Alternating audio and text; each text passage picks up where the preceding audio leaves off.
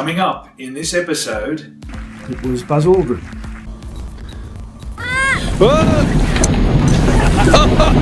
Joe Royal, our female skipper. One of them actually brought a can of pepper spray on board, just in case the crew went a little troppo. You may or may not believe in karma, but many Indians believe that herd of elephants were avenging the massacre of the Christians. And that's when things started to turn uncomfortable. Because one day I left my apartment, went down to the shops, and there were dozens of people with video cameras zooming in on my face. And what was in the news was frightening.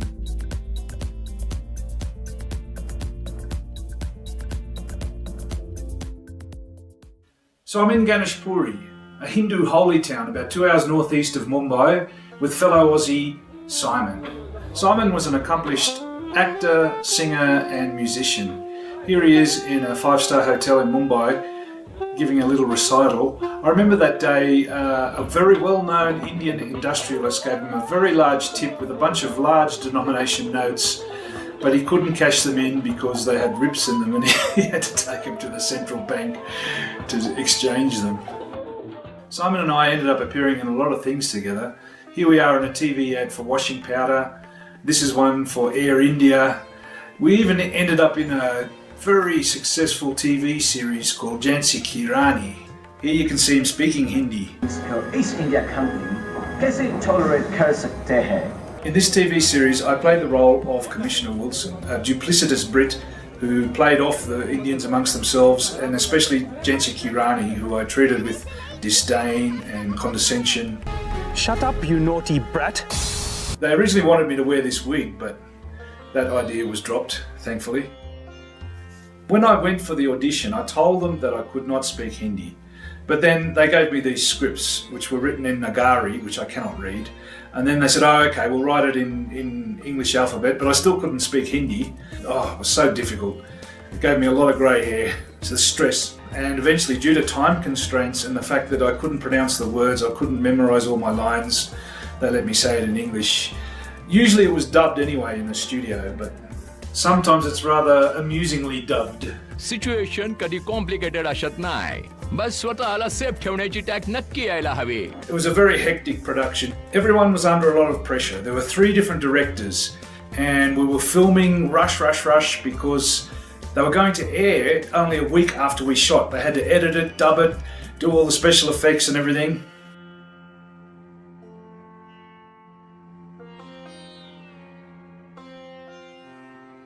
Now this scene here sort of illustrates how rushed and ad hoc the filming was. I don't believe this was a lake. I think it's a filled-in open-cut mine. And you can see, even as we filmed, some local housewives were doing their laundry in the water there.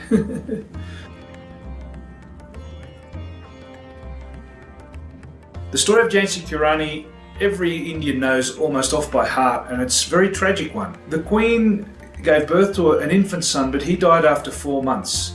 Then the king was dying, so she adopted a son to have an heir.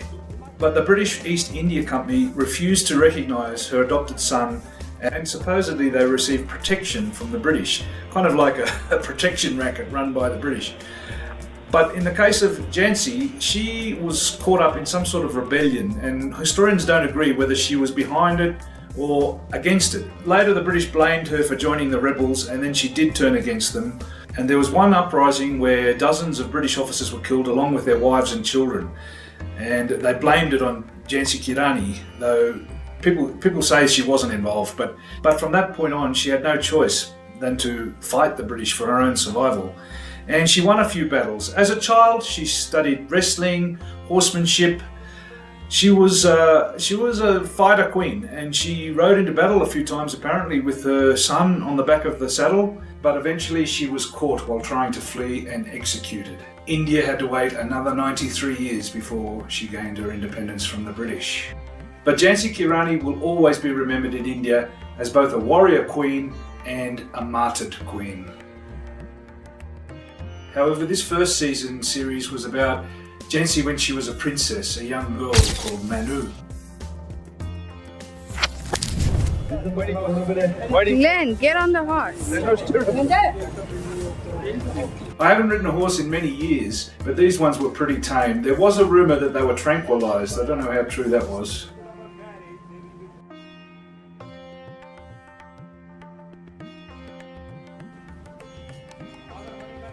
I never got to ride on an elephant though. That was only the kings and the queens and the royals got to ride them. This elephant scene was something that I'll never forget.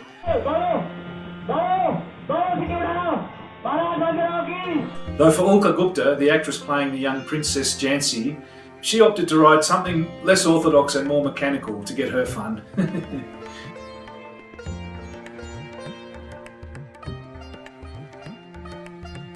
How do you reverse park an elephant? This is how. Just pull on his tail and gently ease him back. Everybody wanted their photo taken with the elephant.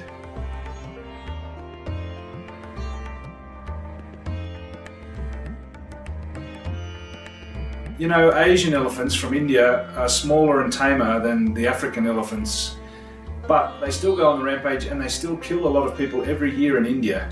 Which reminds me of an incredible story that happened while we were filming Jhansi Kirani. Christians make up less than 3% of India's population, and sometimes they're subject to riots, uprisings and persecutions. In July of 2008, several hundred Indian Christians were massacred in the state of Orissa.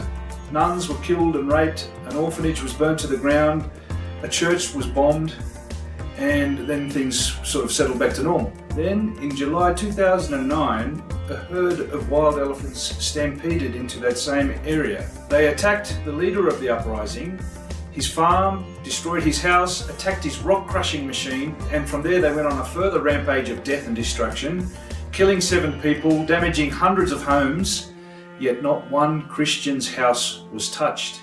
And the uncanny thing is, that herd of elephants had come from over 300 kilometres away to arrive on exactly the same day 1 year later. You may or may not believe in karma, but many Indians believe that herd of elephants were avenging the massacre of the Christians.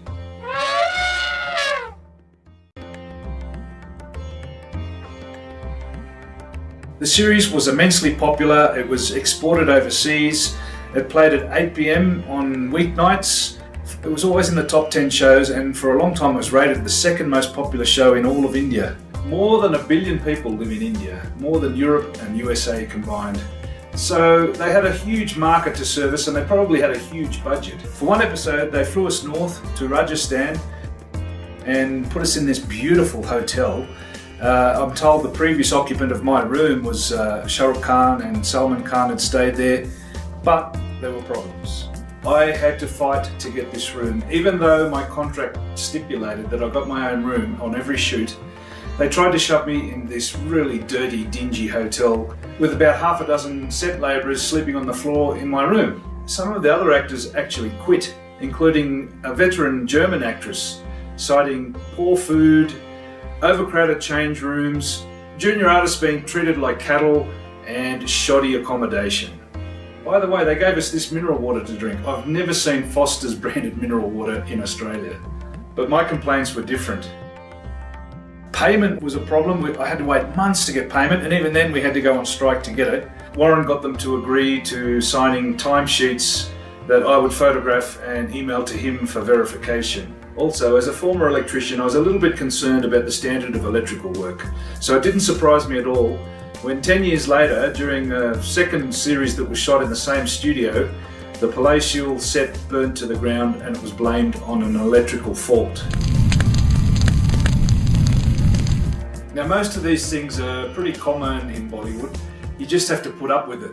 But one thing that really got me were the late nights. We'd start filming at 10 o'clock in the morning, and 10 o'clock the next morning we'd still be doing things because they had such a tight schedule. It was in your contract, you had to finish the shoot. And people were falling asleep on set. So that's the other side of Bollywood that you don't hear about so much. It can be tough. You really earn your money.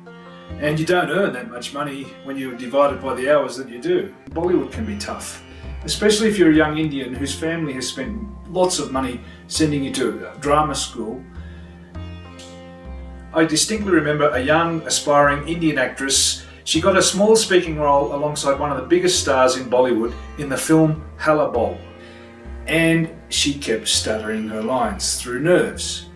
And the director gave her about 20 chances, 20 opportunities, and said, take your time, go and have a cup of coffee, come back. But she couldn't do it. So he replaced her with someone else, and later on I saw her crying in the corner. Which brings me to another downside, which is not really talked about that much. If you listen to the words of the theme song, it says, "Run, foreigner, run." Remember the German actress Susanne Bernert who quit Jhansi Kirani? One of the reasons she gave was the food was uneatable, not for foreigners, not for anybody. I think she's kind of subtly indicating there that we foreigners were getting treated worse than Indian people. And I think we were at that point in time, and for a good reason. Following the Mumbai attacks, authorities arrested an American called David Headley, who had made several trips to India doing reconnaissance. Among the many places he visited were ashrams. Ashrams are kind of like monasteries or religious institutions where people meditate and go on retreats. They are often frequented by foreigners who wish to immerse themselves in the Hindu religion. Then rumours started circulating that David Headley had been in Ganeshpuri, casing the town, a holy Hindu town and site for pilgrimage. There were several temples and a very large ashram near Ganeshpuri. And that's when things started to turn uncomfortable. Because one day I left my apartment, went down to the shops, and there were dozens of people with video cameras zooming in on my face. So I turned around and went back to my apartment, and there was a bunch of us foreigners all huddled up, all worried. We all had to go and register with the police, show our passports. It wasn't a pleasant time. Adding to the stress of the situation was this David Headley guy associated with a lot of Bollywood people, many of whom I knew. David Headley was born in the United States to a Pakistani father who took him to Pakistan as a boy and raised him in Pakistan. Under interrogation, he confessed to working for several Pakistani-based terror groups. Of course, it didn't help that I had a small role in an upcoming Pakistani film, a comedy film all about Osama bin Laden. Bomb Osama, bomb. Al-Qaeda behind.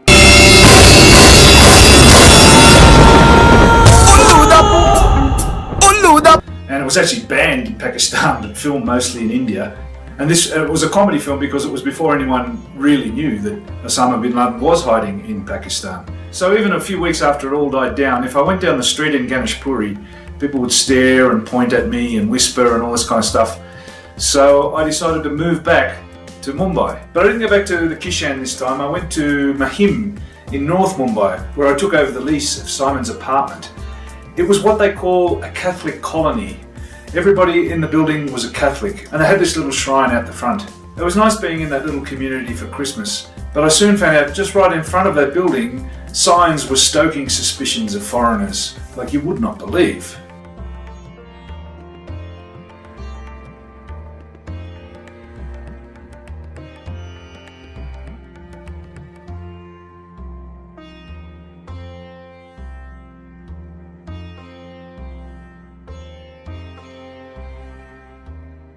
Resident foreigners in India have to carry an ID booklet and get it validated by the police whenever they leave town. You might think, with David Headley in jail, why all this xenophobia from the Indians?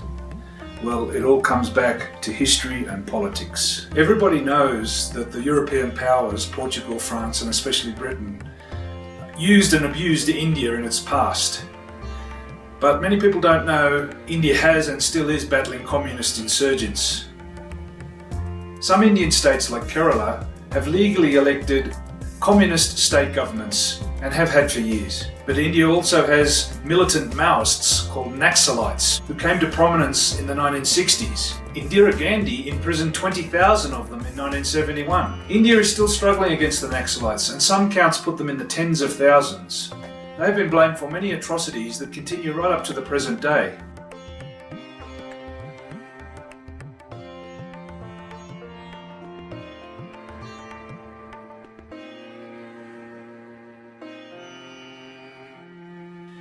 Many Indians are fearful of a red corridor of these communists sweeping down from the Chinese border, cutting India in half. But the Maoists and the Pakistanis weren't the only foreign groups trying to overthrow the Indian government. So that's some of the historical reasons why Indians mistrust foreigners. But there were also some current events that were undermining trust as well. Attacks on Indian students in Australia gained nationwide coverage.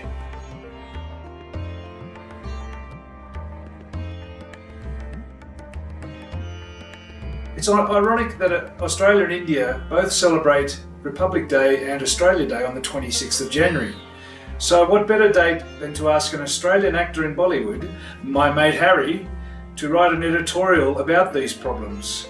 And he was brave enough to point out a few home truths where both Australians and Indians needed a change of mindset in cultural matters to tackle this terrible problem. And some Indian journalists espoused a similar line of thought. Pretty soon, one of the famous Bart brothers decided to produce a film based on these events and cash in on the theme. Brandon and I and a few other regulars got cast as police in that film. Can you run it again? However, the film was a bit of a flop and it was criticised in both India and Australia. One critic wrote that the film might even make the situation worse, and he said they did their research so badly it was shocking. I have to agree with that critic about research. The accents, the props, the locations were all over the place. This is Melbourne, but these two scenes were in Cape Town, South Africa. See, the badge on my shirt is for West Melbourne, Florida, and the coat of arms is for the state of South Australia, not Victoria. By the way, the main actor seen sitting with me here, Emran Hashmi, his cousin directed the film, his uncle produced the film, and he himself and one of his Bart cousins were questioned by the police over an alleged meeting they had with the terrorist David Headley. Which is ironic because his uncle, who is also a Bollywood producer, claimed in a newspaper article that Bollywood films project Indian soft power and have prevented war between Pakistan and India. But the Bart brothers had bigger problems closer to home that were manifesting almost daily without warning. The MNS, a right-wing political movement that was storming studios without warning and demanding all foreign actors and dancers show their work permits. Sometimes they were so troublesome they got themselves arrested. This is how politics and Bollywood clash in India. I never had any problem with the MNS or the Actors Union because I did have a valid work visa. Me and Simon were actually on one of those shoots in Mahboob Studios. It was called Crooked. It was during this shoot I saw one of the most famous actors in Bollywood slap his makeup man, apparently for no reason at all. It's sad, but some of the Bollywood stars are just as bad as their Hollywood counterparts, throwing childish tantrums and lashing out when they get a bit upset about anything. This is part of the problem. People lose their tempers a lot, and big budget films have huge logistics that the producers have to deal with. Actors' egos, MNS and union problems, deadlines, budgets, breakdowns. There's a lot of problems on these shoots that end up in shouting matches and blur the line between drama and reality. And you see this article? Makes you wonder. It all brings new meaning to the term shooting a film.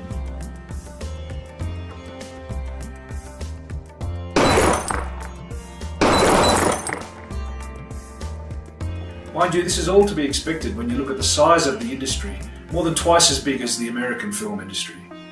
More than twice as big means it also has more than twice the number of problems that plague the film industry all around the world. Scams, extortions, and even worse. To the uninitiated, it can be dangerous, especially for young women. Similar to what happens in Hollywood, but sometimes with a sinister twist. Showbiz can be very cruel. I knew of several actors, Indian and foreign, who went from acting alongside superstars one day to being homeless beggars the next day. And it wasn't only foreigners. An Indian makeup artist started a Facebook group called Blacklist that listed online and shamed all the con men and rip-off artists that plagued that industry. I got ripped off a few times, but it was only when I ever went outside the agency and tried to set up a side gig. One rip-off that still gets under my skin is when I agreed to do a catalogue shoot for around about $120 for an agent I'd worked for before and I trusted him. One day my friend Eddie from Jhansi TV texted me and said I was huge.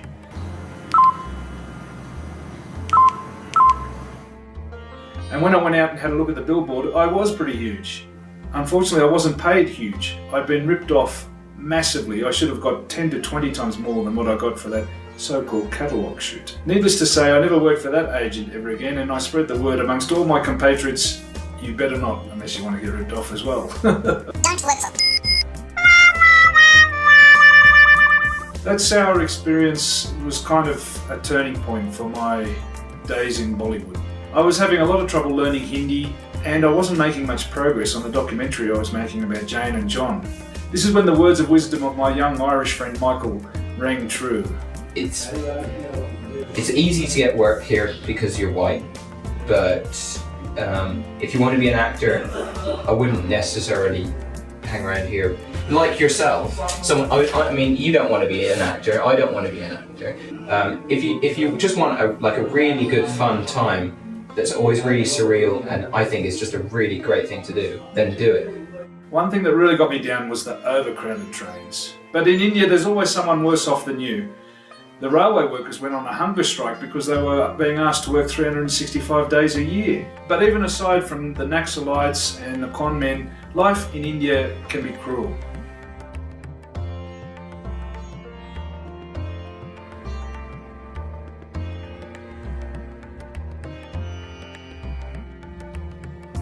Another thing that got me down was I never looked like getting a girlfriend when I was in India. Most marriages are arranged and there's that lingering suspicion and language problem, though a few of my friends got Indian girlfriends. Then I went to see a couple of Gaurav Jani's films. Inspirational they were, even though they were kind of like home movies. The best one was the first one, riding solo to the top of the world, and he made another one called One Crazy Ride. Even though it was obviously made on the run and on the cheap, it was authentic, it wasn't polished and contrived, and it got me in, and sort of a little light bulb went on in my head thinking, well, maybe I could do something like that. You see this little motorbike? It's owned by my fellow actor friend Tommy Donnelly. He said he was a former gangster and descended from the infamous Canadian Black Donnellys, and I believe him. He offered to give me that bike for free, but in the end I declined because I'd already made up my mind I was going to leave India. But before I left, I bought a pair of these, an Indian invention, a little hydraulic valve device that gives you anti-lock brakes. After I saw this magazine ad, I made a telephone inquiry and they were delivered by motorcycle courier within an hour. Now I bought those motorcycle valves and I didn't even yet own a motorbike, but I felt like a countdown had been initiated. I was going to buy a bike, I was going to do something in South America, and the clock had started. One of my last gigs was as a high school basketball coach for a brand of washing powder. I said my goodbyes to the lovely ladies at Starlight Talent Agency, and I felt it was the end of one era and the beginning of another era. So what did I gain from all those years in India? Not much financially. The TV shows only paid about $130 per shooting day. But I did gain an insight into a culture that is neither East nor West, that is older than Judaism and Buddhism, that is unique in the world. I saw a country with many different cultures, religions, languages, and in the main part, they're generally able to put their differences aside and live together peacefully. Even though there were all these terrible stories in the newspaper, I never felt like I was in physical danger in India. Quite the opposite, I always felt safe. It's a country where reality, science, religion, esotericism, they all mingle freely. A place where the cows are really friendly and the food is really delicious, even if the restaurant tables are very, very crowded. I'll never forget this scene. Street kids playing with toilet paper. A reminder that you don't have to be rich to have fun. And, you know, they like the same things. They like circuses. They even had their own type of Indian rock music.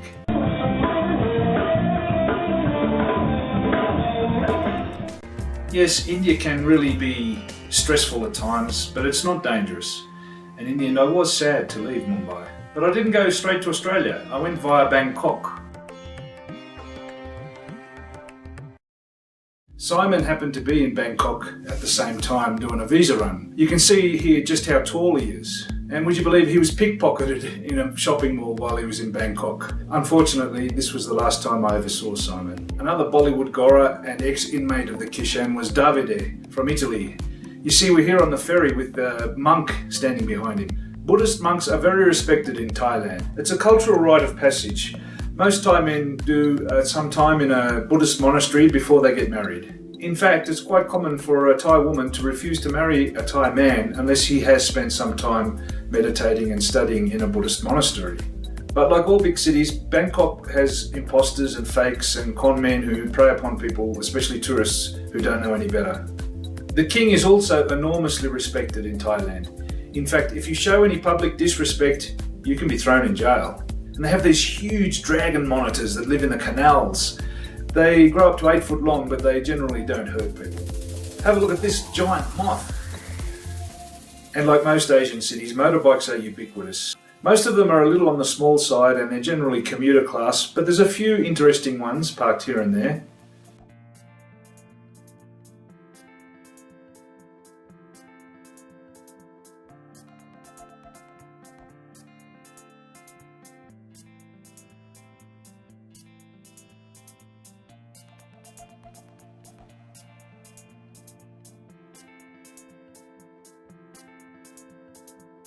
The girl in front of this bike was from the Congo. I wonder if her grandparents fought alongside Che Guevara, who's not forgotten in Thailand.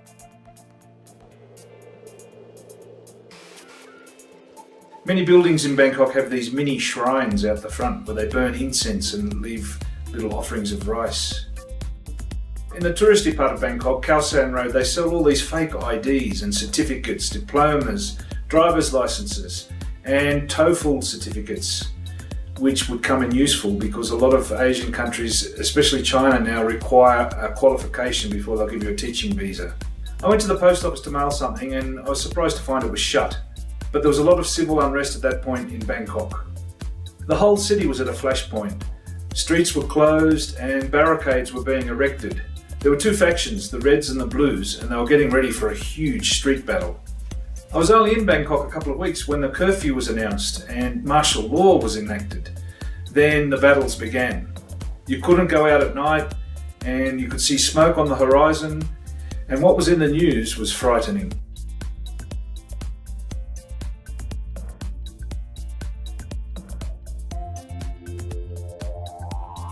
So I was back in Sydney, but not for long. I decided to take the train up to the far north coast of New South Wales to Currumbin to visit my sister and my niece and nephew, who I hadn't seen for many years. What you're about to see is about a week condensed into 8 minutes of what happens in a little country town in the north coast of New South Wales. Arara River. This is a river that runs right through our property. How many acres is your farm altogether? 186 acres. But look how clear the water is, you can see fish. You can catch basses. So we have a right of way across. This is the Hartley's property. It's Hartley's Road. They're the original landowners. Oh, so one's Maxie's gate and one is Annie's gate. Yes, that's right. Oh, isn't that nice? And soon they will be solar powered and remote controlled. Oh. Welcome to Hidden Valley.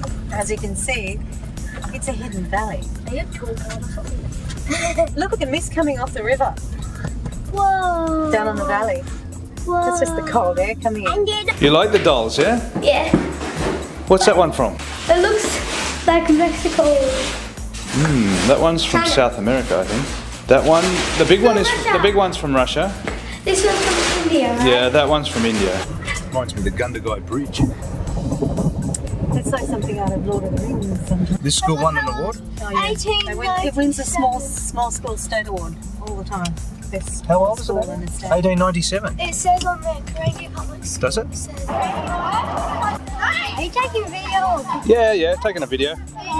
Well, we'll have a good day, guys. Bye. You should just leave money there on honesty. Oh, they've got a video camera. Some people just Oh, really?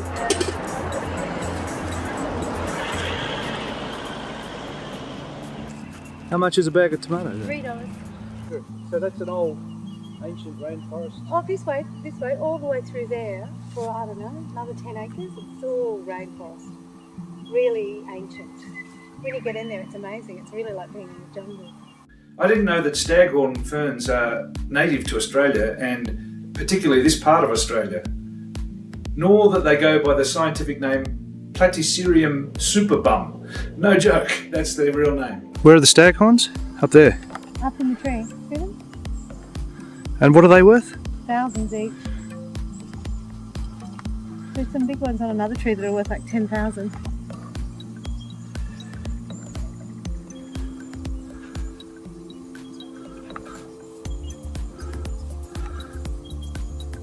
Look at the steam coming off the grass. And the lichen up the tree. Oh yeah. You see when it floods, look how high the driftwood is. It floods up to here.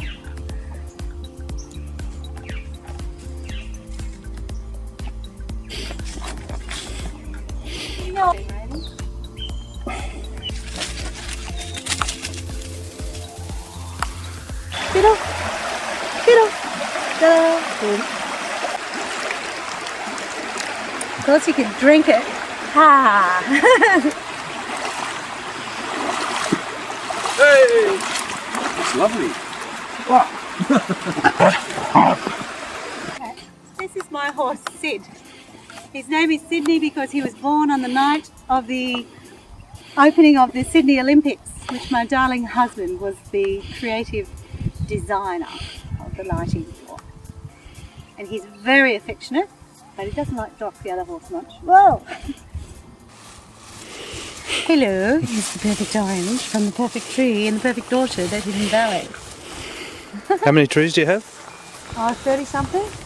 You got nectarines and mandarins and Yes, and peaches and plums and mandarins, lemons, lemonades, limes, oranges, every type of citrus. figs, grapes. Yeah. Where are the grapes? They're in there. They're not happening at the moment. This, as you see, is a proper lemon tree. It's a normal lemon, not a lemonade. I need that for lunch. And those ones are limes, but they fruit in summer. Here we are watching a trailer for one of my Bollywood efforts.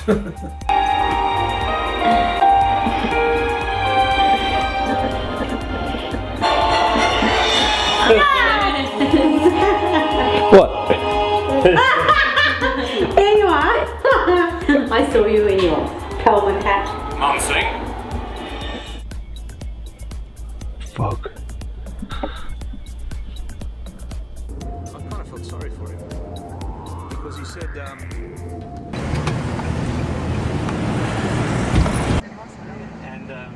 and we were able to get out and stand and they're coming and they waved and the driver waved to them and blew the horn just as It's a yacht club, is it? Or? yeah. Looks nice. It's not a bad little Funny. Adventure tours. What's that, for the whales or what? Adventure tours. Oh, whale watch. Oh, look. John and Nicholas are going to go on the.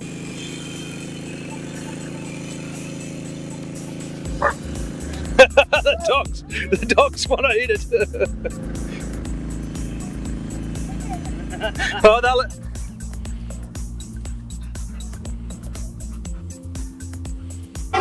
We're fine.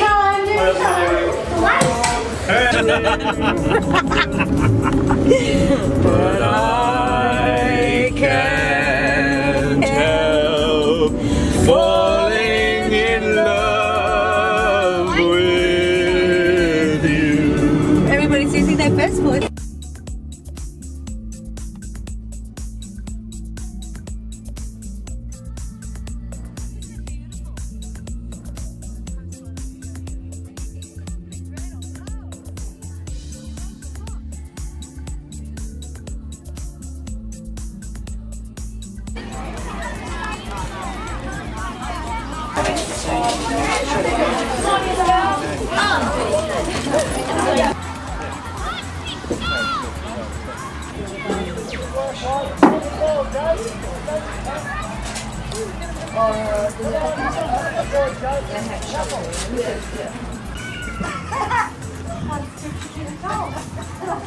I think it's. Bread.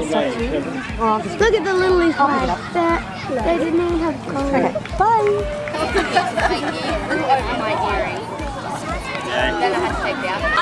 You didn't give it to me. And I said, is this yours? And I said, hey, pick any. scores. No! Good! Good!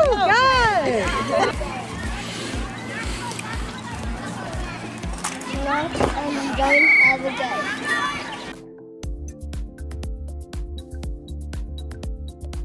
I'm hoping it'll work. You may be witness to one of the great successful fires or one of the great unsuccessful fires. But watch this. Here we go.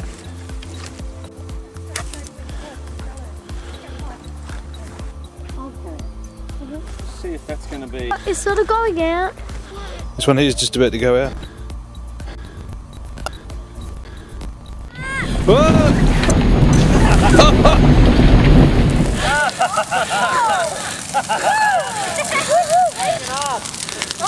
I think I singed my eyebrows. That's why you've got to stand back. Stand back. Whoa. Whoa. How are we going to put it out? It'll go out. It'll burn out. Oh, it'll burn the whole paddock. Look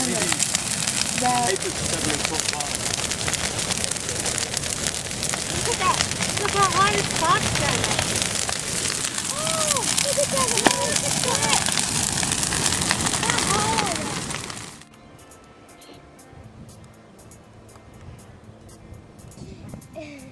So I left Hidden Valley, not suspecting for one moment that I would not see my sister, my niece, nephew, my brother, my brother-in-law again for well over a decade.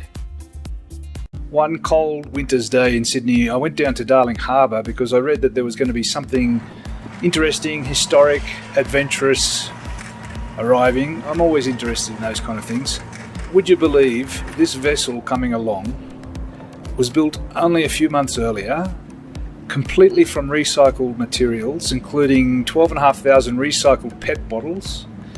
The sail was made of recycled PET cloth. The superstructure as well was recycled plastic. And would you believe the mast is a recycled irrigation pipe. So pretty amazing. They used organic glue made from sugarcane and cashew nuts. The Plastiki left Sydney's sister city San Francisco 4 months previously. They grew their own vegetables with a hydroponic rotating cylinder garden. That's a nifty geodesic dome-looking cabin they've got there. They even treated and recycled their own urine. Electrical power came from solar panels, wind generators, trailing propeller generators, and even their exercise bike had a little bike generator on it, so none of that energy was wasted. So, I'd just like to say to David and his crew, fantastic, just fantastic. Congratulations. And we really need adventurers. They inspire us, they bring us publicity. I haven't seen a media scrum like this in a long, long time. How about 3 cheers for Plastiki? Hip hip. Hip hip. Hip hip. The journey of the Plastiki is a journey from trash to triumph. The 6 crew members and the team that helped them, they come from all different nations, from Britain, from America, from Italy, France, Australia. And yet they're people like us. You know, you go on their website and you discover that they aren't actually superheroes. They're sort of normal. They've got normal likes and dislikes. One of them actually brought a can of pepper spray on board just in case the crew went a little troppo. And Max, this is my favorite. My favorite, Max signed up for this voyage on an untested vessel across the world's largest ocean. And it was only after he agreed to do it that he let everyone know that he doesn't know how to swim. And I guess we should all take pride as Australians that Plastiki was in fact designed by a very well-known Australian naval architect and yacht designer. He's designed 3 Sydney Hobart winners, now he's also designed the Plastiki winner, David, and that's local yacht designer Andy DeVal. Congratulations, Andy, and your family.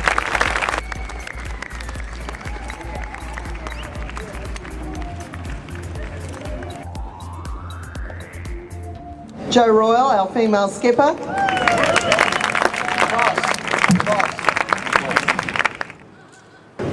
So coming up the gangway now, we have expedition leader David de Rothschild with skipper Jo Royal. It feels very proper here, doesn't it? Suddenly coming from a boat out on the big blue ocean where just 6 of us living together every day for over 100 odd days. So I think what the Plastiki started out as a crazy little idea, I think they call the equation of curiosity. And it was a dream. It was a crazy dream that we threw out there, and it became the adventure. The adventure started with the build. That was the first chapter. An amazing journey to build this. There's an unbelievable amount of energy that's gone in, late nights, blood, sweat, tears, you know, dead ends, a lot of R&D, a lot more D than R often. And yeah, you know, finally sailing out under that Golden Gate Bridge when, as Kim said, stuck together with cashew nuts and glue. My mum's sitting in the front there. She's very happy that the cashew nuts and glue is still in one piece, and the bottles. David de Rothschild is, one of the richest men in the world, but he was very down to earth, and later on I was actually able to meet him and get his autograph. Later that evening, I met another young adventurer, a young sailor, Jessica Watson. She needs no introduction. If you're Australian and you from that time period, you definitely know who she was. They're even making a Netflix show about her. I really admired her because she stood up to the Prime Minister and said in front of a big crowd, "I'm no hero, I'm just an ordinary 16-year-old girl."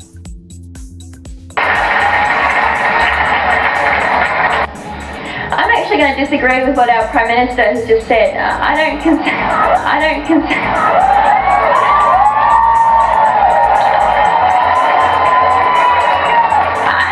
myself a hero. I'm an ordinary girl who believed in her dream. You don't have to be someone special or anything special to achieve something amazing. You just got to have a dream, believe in it, and work hard.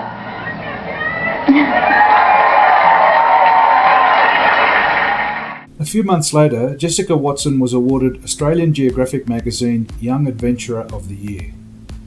Me, my brother and his girlfriend went to the awards night, but it wasn't to see her. It was to see a man probably who's going to be remembered in 500, 1,000 years' time. An explorer, an adventurer.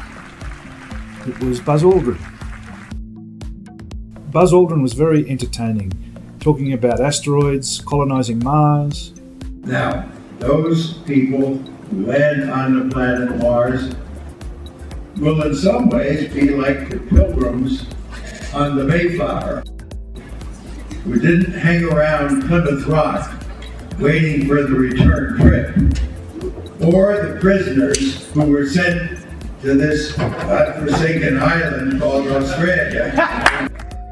Some of the things that Buzz Aldrin said, when you consider he was already 80 and he was speaking in the year 2010, were very prescient. So do you think the moon's over?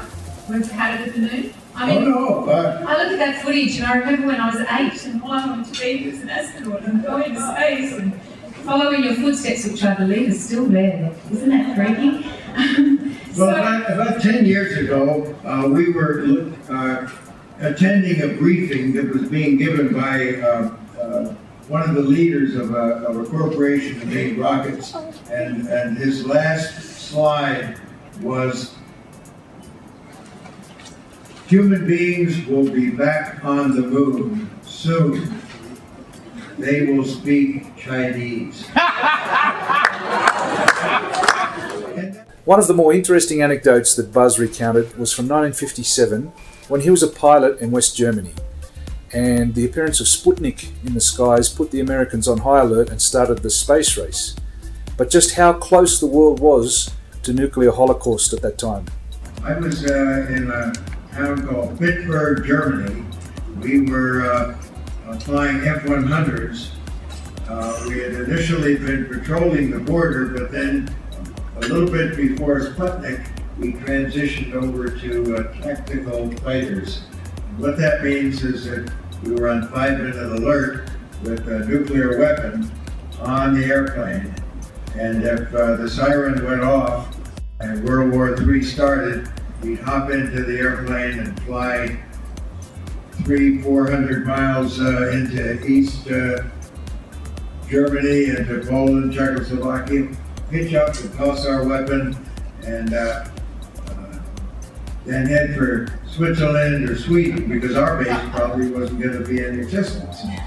Now, I say this to a lot of people because many people forget that was the kind of a world that existed back in the mid-1950s. And we've come. You see there, Buzz is wearing 2 wristwatches. They also presented something very interesting, old black and white footage of the Apollo landings that had been digitally restored in Sydney.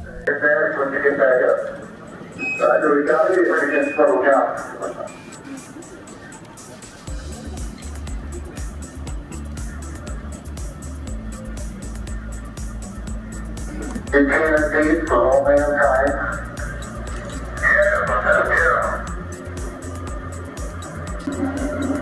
That kangaroo hop was for you folks. I came away from that event feeling I had been honoured to be in the same room as someone who had achieved a lot. And Dick Smith, a man who I've always admired, left me with some inspiring thoughts. Was without a spirit of adventure, a nation must wilt and wither away. The possibilities for exploration seem endless. The possibilities for exploration seem endless. The possibilities for exploration seem endless. So now my head was filled with exploring, adventure, travelling to faraway places. Another big trip to South America was fomenting in my head, and a motorcycle seemed the best way to do it. And oddly enough, efficiency and green economy. But which one? I heard these mad-ass motorbikes from Germany get over 80 or 90 miles per gallon, but they do look a bit lightweight, impractical, a bit too small for a long transcontinental trip. But before buying a bike, I had some unfinished business to attend to.